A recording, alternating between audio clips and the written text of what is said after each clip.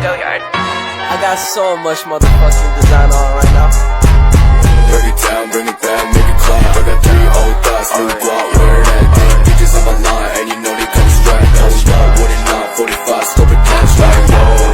How you fucking with these hoes out? Assalamualaikum warahmatullahi wabarakatuh. Perkenalkan, nama saya Radiatul Hasnah dengan NIM 2522106. Saya dari kelas PTIK 2C. Di sini saya akan menjelaskan materi dari bab 1 sampai bab 4, yaitu untuk memenuhi tugas UTS mata kuliah Sistem Basis Data dengan dosen pengampu Bapak Rian Amanda MPDT. Langsung saja masuk ke materi bab 1, yaitu konsep basis data. A. Perkembangan basis data. Pada tahun 1960, Charles Babbage mendesain generasi pertama DBMS yang disebut dengan penyimpanan data terintegrasi atau Integrated Data Store. Kemudian tahun 1960-an, IBM mengembangkan sistem manajemen informasi atau Information Management System. Hasilnya yaitu sistem Sabre.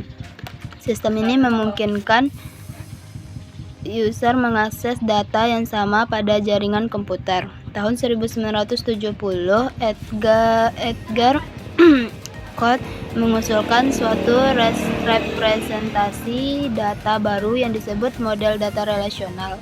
Tahun 1980, model relasional menjadi DBMS paling dominan.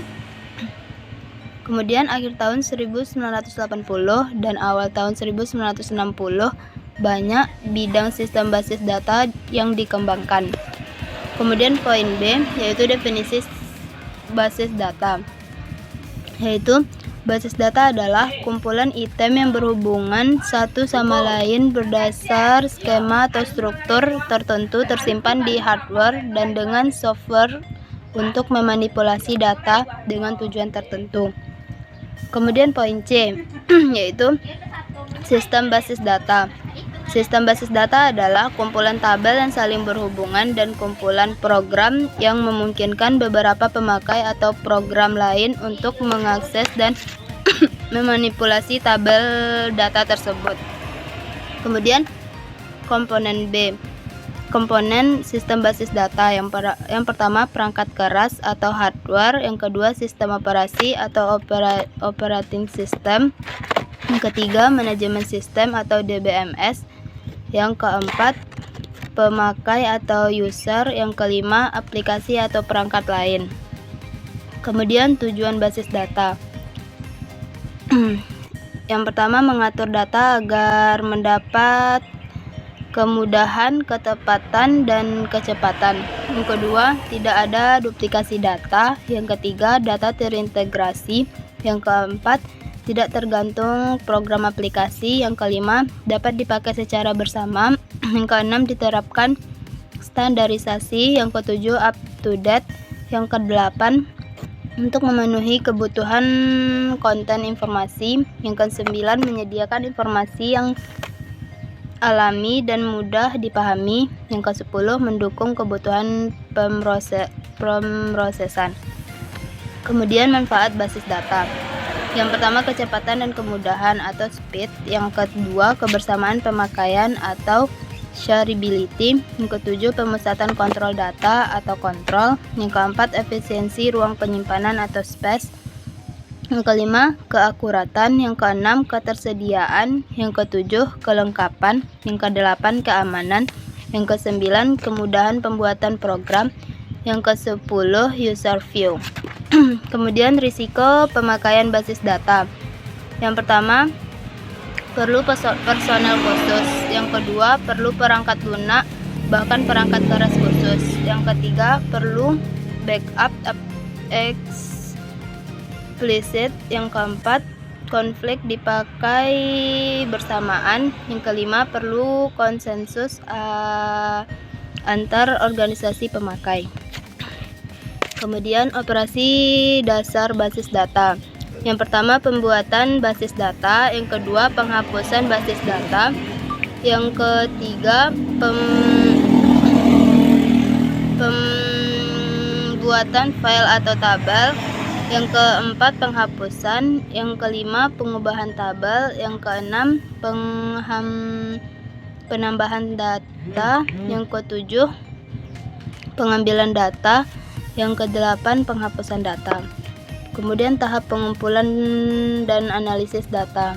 Yang pertama, menentukan kelompok pemakai. Yang kedua, peninjauan dokumentasi yang ada. Yang ketiga, analisa lingkungan, operasi, dan pemrosesan data. Yang keempat, membuat dan menyusun daftar pertanyaan dan wawancara. Kemudian masuk ke poin D, yaitu database management system. Database management system yaitu pengolahan database pada komputer. Terobosan DBMS yaitu BDBMS mengorganisasikan dan memaksimalkan serta menghubungkan antar data dalam database. Berikutnya DRDBMS yaitu memungkinkan data dari lokasi berbeda didistribusikan seolah-olah data tersebut berbasis tunggal dan terikat. Kemudian perbedaan basis data dan dengan DBMS. Basis data adalah data, sedangkan DBMS adalah aplikasi. Kemudian komponen yang ada di dalam DBMS, yang pertama ada hardware, yang kedua ada software atau sistem operasinya, yang ketiga ada prosedur. Kemudian elemen utama DBMS yaitu data pengguna, terdiri dari kolom, field, atribut, baris, dan rekora. Yang kedua ada metadata atau sistem tables yang berisi struktur dari suatu tabel. Yang ketiga ada index, yaitu digunakan untuk meningkatkan kinerja dan akses. Yang keempat ada aplikasi metadata, yaitu digunakan untuk menyimpan struktur dan format. Kemudian ada pengoperasian arsitektur basis data. Yang pertama ada DDL atau Data Definition Language, yaitu melakukan spesifikasi terhadap skema basis data. Yang kedua ada DML atau Data Manipulation Language, yaitu memperbolehkan untuk mengakses atau memanipulasi data. Yang ketiga ada tipe DML, ada dua, yaitu procedural DML dan non-procedural. Dalam bahasa query dikenal DCL atau Data Control Language, digunakan untuk mengalokasikan data, dan SQL atau Structured Query Language. Kemudian ada tipe-tipe file yang digunakan dalam DBMS. Yang pertama file induk atau master file, yang kedua master transaksi, yang ketiga ada file laporan, yang keempat ada file sejarah, dan yang kelima ada file pelindung. Kemudian masuk ke bab 2, yaitu tentang basis data relasional. Poin A yaitu pengantar basis data relasional. Basis data relasional merupakan suatu cara untuk mengelola data secara fisik ke dalam memori. Keunggulannya yaitu bentuknya sederhana dan mudah untuk melakukan berbagai operasi data. Istilah dalam basis data relasional yaitu ada 6. Yang pertama relasi. Relasi adalah kolom yang terdiri dari kolom dan baris. Yang kedua ada atribut, yaitu terdiri dari relasi. Yang ketiga ada tupel, yaitu baris. Yang keempat ada domain, yaitu kumpulan nilai yang valid. Yang kelima ada derajat, yaitu jumlah atribut. Yang keenam ada cardinality atau jumlah tupel dalam sebuah relasi. Kemudian ada relational case. Yang pertama ada super key, adalah sebuah atau sekumpulan atribut yang secara unik mengidentifikasi sebuah baris dalam tabel relasi. Yang kedua ada candidate key, yaitu relasi mempunyai lebih dari satu key. Yang ketiga ada primary key. Yang keempat ada alternate key. Kemudian ada relational integrity rules. Yang pertama ada null, Yang kedua ada entity integrity. Yang ketiga ada referential integrity. Kemudian bahasa pada basis data relasional. Yang pertama ada bahasa formal, yaitu query yang diterjemahkan dengan menggunakan simbol-simbol matematis. Contohnya aljabar relasional dan kalkulus relasional. Kemudian ada bahasa komersial, yaitu bahasa query yang dirancang oleh pemrograman menjadi suatu aplikasi. Contoh QL, QBE, dan SQL. Kemudian poin B yaitu normalisasi. Normalisasi adalah proses memperbaiki atau membangun dengan model data relasional dan secara umum lebih tepat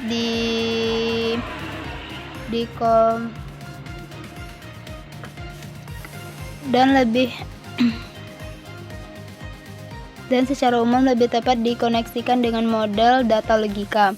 Proses normalisasi adalah proses pengelompokan data elemen menjadi tabel-tabel yang menunjukkan entiti dan relasinya. Kemudian tujuan dari normalisasi yaitu untuk menghilangkan kerangkapan data. Yang kedua, untuk mengurangi kompleksitas. Yang ketiga, untuk mempermudah pemodifikasian data. Selanjutnya ada proses normalisasi. Yang pertama ada data diuraikan dalam bentuk tabel. Yang kedua, apabila tabel diuji memenuhi persyaratan, maka tabel tersebut dipecah menjadi tabel sederhana sampai optimal. Kemudian ada tahap normalisasi. Yang pertama bentuk tidak normal, yang kedua bentuk normal pertama, yang ketiga bentuk normal kedua, yang keempat ada bentuk normal ketiga, yang kelima ada bentuk normal Boycott, yang keenam ada bentuk normal keempat, yang ketujuh ada bentuk normal kelima. Kemudian masuk ke bab 3 yaitu siklus hidup perancangan basis data, yaitu perencanaan database atau database planning, yaitu ada 3 hal pokok yang berkaitan dengan strategi sistem informasi. Yang pertama ada identifikasi, rencana, dan sasaran. Yang kedua ada evaluasi sistem informasi. Yang ketiga ada penaksiran kesempatan. Kemudian ada analisa dan pengumpulan kebutuhan informasi dikumpulkan untuk setiap user atau user view utama. Yang pertama ada deskripsi data yang digunakan atau dihasilkan. Yang kedua ada detail mengenai bagaimana data digunakan atau dihasilkan. Yang ketiga ada beberapa kebutuhan tambahan untuk aplikasi database yang baru. Kemudian ada pendekatan terpusat, yaitu kebutuhan untuk setiap user view digabungkan menjadi sekumpulan kebutuhan. Yang kedua ada kebutuhan global, data model dibuat berdasarkan atas penggabungan kebutuhan. Pendekatan integrasi view. Yang pertama membangun data terpisah untuk mempresentasikan user view. Yang kedua model data yang mempresentasikan user view tunggal disebut lokal data model. Yang ketiga, kemudian lokal data model digabungkan untuk menghasilkan global data model. Kemudian ada database design, yaitu tujuan utamanya untuk mempresentasikan data. Yang kedua untuk menyediakan model data yang mendukung. Yang ketiga memspesifikasi desain minimal. Kemudian pendekatan dalam desain database yaitu yang pertama ada top down, yang kedua ada bottom up, yang ketiga ada inside out, yang keempat ada mixed. Kemudian ada 3 fase database design. Yang pertama ada conceptual database design, yang kedua ada logical database design, yang ketiga ada physical database design. DBMS selection yaitu tahap-tahap utamanya. Yang pertama, mendefinisikan 2 atau 3 produk. Yang kedua, mendaftar 2 atau 3 produk. Yang ketiga, evaluasi produk. Yang keempat, rekomendasi pilihan dan laporan produk. Kemudian ada desain aplikasi. Yang pertama, transaction design. Kegunaannya adalah untuk menetapkan dan karakteristik high level dari suatu transaksi yang dibutuhkan pada database. Yang kedua, ada 3 tipe transaksi. Yang pertama ada retrieval transaction atau pemanggilan data. Yang kedua ada update transaction, yaitu menambahkan record waktu. Yang ketiga ada missed transaction, yaitu perubahan data. Kemudian ada user interface design atau aturan pokok pembuatan. Yang pertama ada full title, yaitu pemberian nama. Yang kedua menyampaikan instruksi. Yang ketiga logical grouping and sequencing of fields. Yang keempat ada tampilan form harus menarik. Yang kelima penggunaan label familiar. Yang keenam harus konsisten. Yang ketujuh konsisten warna. Yang kedelapan jumlah tempat yang disediakan harus diketahui. Yang kesembilan menggerakkan kursor pada form. Yang kesepuluh error correction for individual. Yang ke-11 error message. Yang ke-12 optimal field market. Kemudian prototyping atau optimal adalah model kerja. Tujuan utamanya untuk mengidentifikasi fitur. Yang kedua untuk memberikan perbaikan. Yang ketiga untuk klarifikasi kebutuhan user. Yang keempat untuk evaluasi fasibilitas. Kemudian ada strategi prototyping. Yang pertama menentukan kebutuhan, yang kedua digunakan untuk tujuan yang sama. Kemudian implementasi database. Yang pertama ada DDL untuk membuat skema database. Yang kedua ada DDL untuk user view yang digunakan. Yang ketiga ada 3GL dan 4GL untuk membuat program aplikasi. Prinsip-prinsip perancangan basis data yaitu menyatu atau saling berhubungan antar file. Hal yang perlu berkaitan dalam merancang database. Yang pertama memiliki perspektif global. Yang kedua gunakan perancangan atas bawah. Yang ketiga berikan informasi secara selektif. Yang keempat berikan database yang berbeda untuk manajemen yang berbeda. Yang kelima jangan mengubah file yang ada. Kemudian masuk ke bab 4 yaitu pemodelan data. Model relasional terkait dengan 3 aspek. Yang pertama yaitu struktur data, yang kedua integritas data dan manipulasi data. Kemudian variabel versus value. Yang pertama, relation variabel adalah sebuah relasi yang skemanya terdefinisi. Yang kedua yaitu relation value adalah nilai yang dikandung suatu relasi pada suatu waktu yang disebut juga instance. Berdasarkan keberadaannya, relasi terbagi 3. Yang pertama ada base relation, yang kedua ada divide relation, yang ketiga ada view. Yang pertama base relation. Base relation yaitu relasi yang skemanya terdefinisi dan benar-benar ada pada basis data. Yang kedua derived relation yaitu relasi yang diturunkan dari relasi lainnya dengan menggunakan ekspresi relasional. Yang ketiga ada view, yaitu derived relation yang memiliki nama. Sebuah basis data yang dilihat oleh pemakai sebagai komponen relasi, yaitu variabel relasi yang ternormalisasi dengan derajat yang beragam. Kemudian bahasa pada basis data relasional yaitu ada dua, yaitu yang pertama bahasa formal, yang kedua ada bahasa komersial. Bahasa formal yaitu bahasa query yang diterjemahkan dengan menggunakan simbol-simbol matematis, contohnya aljabar relasional. Yang kedua ada kalkulus relasional. Kemudian bahasa komersial. Bahasa komersial yaitu bahasa query yang dirancang sendiri oleh programmer menjadi suatu program aplikasi agar pemakai lebih mudah menggunakannya atau user friendly. Contohnya select, group by, kemudian order by, dan lain-lain. Kemudian pemodelan data. Konsep dasar dari basis data adalah kumpulan dari catatan-catatan atau potongan dari pengetahuan. Sebuah basis data memiliki penjelasan terstruktur dari jenis fakta yang tersimpan di dalamnya. Penjelasan ini disebut skema. Skema menggambarkan objek yang diwakili suatu basis data dan hubungan di antara objek tersebut.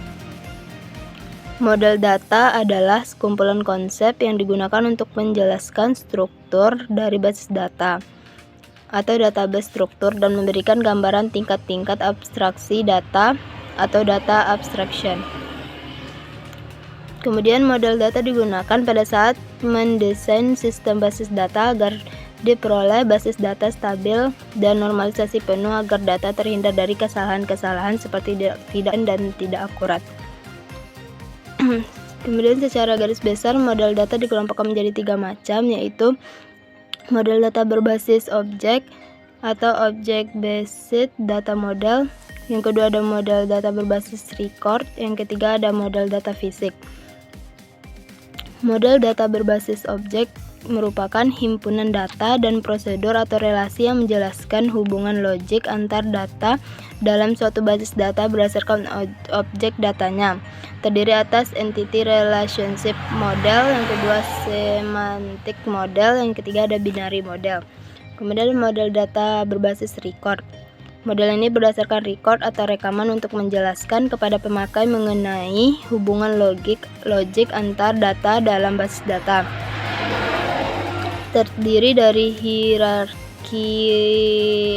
model, network model, dan relational model. Kemudian model data fisik. Model ini digunakan untuk menguraikan data di tingkat internal atau menjelaskan kepada pemakai bagaimana data-data dalam basis data disimpan dalam media penyimpanan secara fisik. Kemudian entity relational model. Entity relational model pada hakikatnya perwujudan dari model relasional dalam bentuk diagram, yaitu ER diagram, berfungsi untuk menggambarkan relasi dari 2 file dan 2 tabel yang dapat digolongkan dalam 3 macam bentuk relasi, yaitu satu banyak, dan banyak-banyak. Penggambaran ini akan membantu analis sistem dalam melakukan perancangan proses yang nantinya dituangkan dalam bentuk baris-baris program. Yang pertama, domain data disebut juga sebagai himpunan entitas diwakili oleh diagram kotak. Yang kedua, field data atau atribut diwakili oleh diagram lingkaran atau elips. Yang ketiga, hubungan atau relasi antar domain diwakili oleh jajaran genjang.